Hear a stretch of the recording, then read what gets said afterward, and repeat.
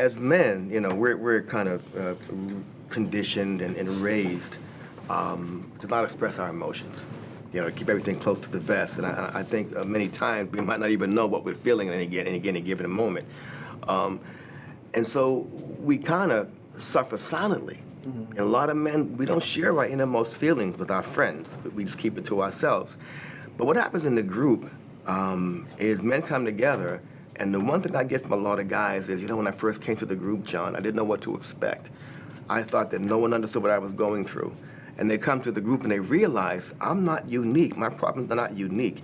And it's that realization, and then they begin to bond and share and support one another around their issues. And that's how men grow.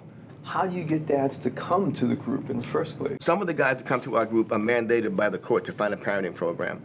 Some of the fathers are strongly recommended by their DCF worker. And yet other guys come because they find us online and come of their own volition. They want to be better fathers. But what we find is that once guys get to these groups, and once they see what's happening, most guys buy into it. We have over a 15-year period or so, we have something like an 82 or 85% retention rate. That means 8 out of the 10 guys that come to the group stay.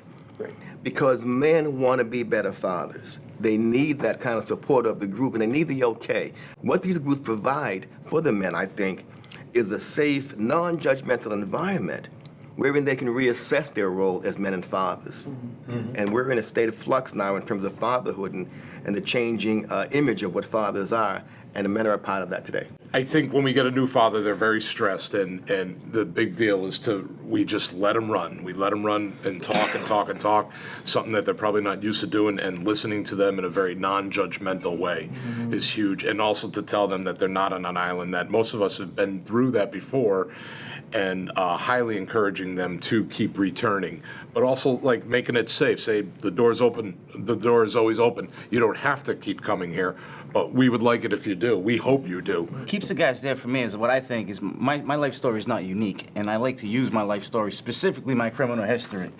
And that's a good way to relate to most of the guys that come into my program. So being that voice of change and that process of change, and showing these guys that you can have a 12-page criminal history, and no matter how ugly that is, there is a possibility where you can change. You can change for the benefit of your child. You can shape and mold. You do shape and mold your child's life. How much are you willing to change? How much are you willing to be that positive male role model? So that's why I'm in the work, and that's how I can retain the guys in my program, by explaining things like that to them. Young members, whether they're gang members or whether they're old men, know if you are fake. Yeah.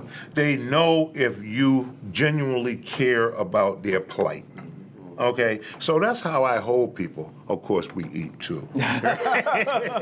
Thank you. Okay. That's true.